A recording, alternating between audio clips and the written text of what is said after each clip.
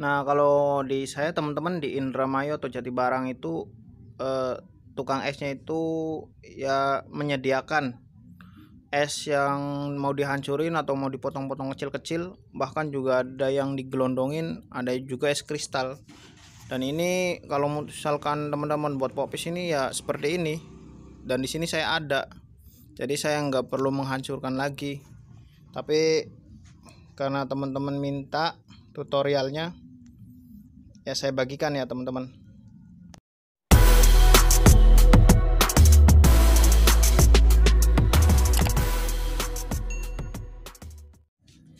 Halo, assalamualaikum warahmatullahi wabarakatuh. Ketemu lagi teman-teman di channel saya Muid Bapak Pucung. Kali ini saya menjawab komentarnya teman-teman yang banyak minta tutorial menghancurkan es batu ya. Kali ini ya saya akan berbagi bagaimana tutorial menghancurkan es batu, dan ini hanya berbagi ya teman-teman, dan pengalaman. Misalkan teman-teman ada yang lebih efektif, bisa di komen dan bisa berbagi link videonya ya teman-teman. Oke, kita mulai saja. Yang perlu teman-teman sediakan di sini yaitu karung ya teman-teman, karung beras tapi yang dari plastik tebelnya tuh, dicuci dulu.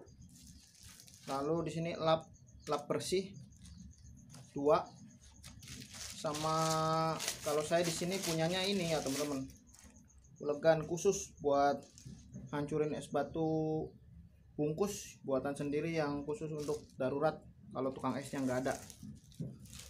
Oke, langsung saja teman-teman. Es batu, es balok ya. Es balok itu harusnya itu kita pakai karung, dimasukkan ke dalam karung. Karungnya yang bersih ya teman-teman. Lalu kita tutup dengan lap yang bersih juga, baru kita hancurkan.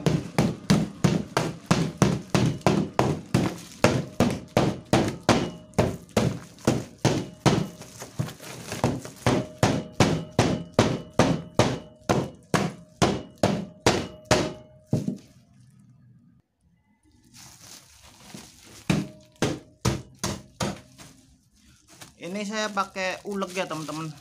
Apa kalau itu ya buat sambal, tapi ini khusus buat es.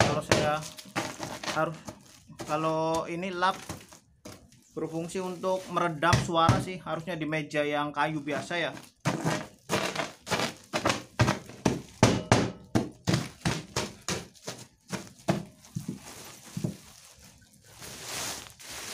Kayaknya udah halus.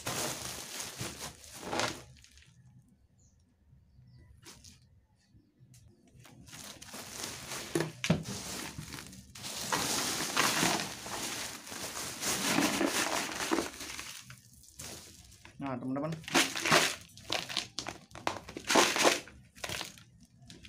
lumayan halus untuk pop es ya teman-teman. Tapi kalau misalkan kurang halus lagi, bisa teman-teman hancurin lagi ya, karena saya nggak menghancurkan sendiri ataupun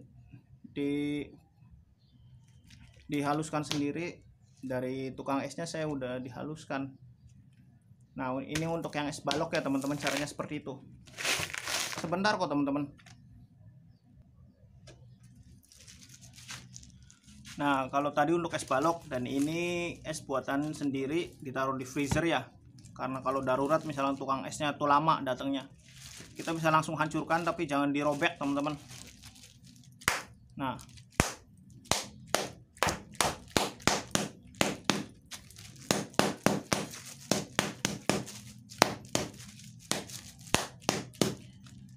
kenapa esnya dihancurkan itu karena biar blendernya itu awet ya teman-teman.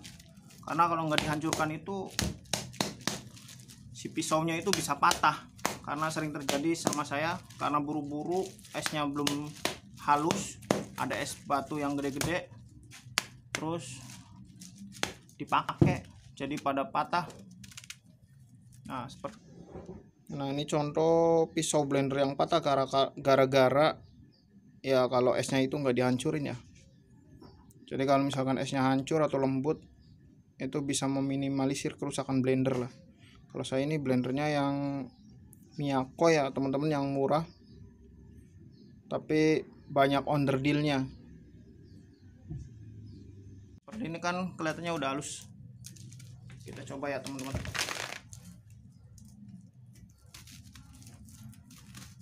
Nah, jangan di sini.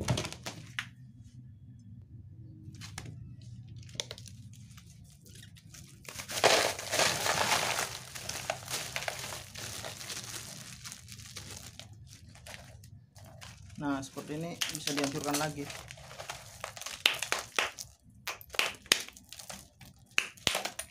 Pokoknya intinya kalau es ini es darurat ya, nggak terlalu halus tapi bisa dihalusin pakai blender, karena kan ini misalkan 1 hari 2 hari nggak terlalu keras.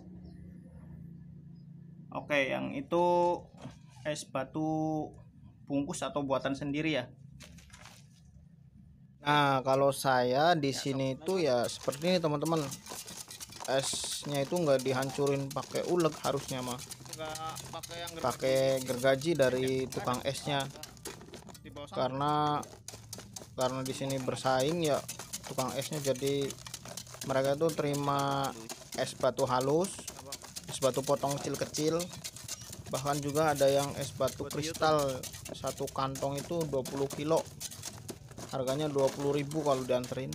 Misalkan diambil sendiri atau mau ambilnya banyak jadi 18.000 per kantongnya. Ya kurang lebih seperti ini kalau saya di sini pakainya seperti itu. Cuma karena saya di sini adanya kristal, saya pakai kristal, lebih higienis dan anak-anak juga lebih suka. Tapi kalau es kristalnya itu habis ya pakainya ini. Nah, tuh seperti ini, halus kan? Sip. Ya, oke. Bagus. Nah, kalau saya pakai yang ini es kristal. Es kristal ini satu kantong itu isinya 20 kilo, harganya 18.000 kalau ngambil sendiri, tapi kalau dikirim 20.000 ya, nambah 2.000 rupiah. Esnya itu bolong teman-teman, tengahnya bolong tapi tebal ininya, bolong sedikit. Dan ini enggak terlalu keras, asalkan airnya itu cukup. Nah, ini juga halus. Sembari ngeblender teman-teman, sembari menghias gelasnya pakai susu kental manis.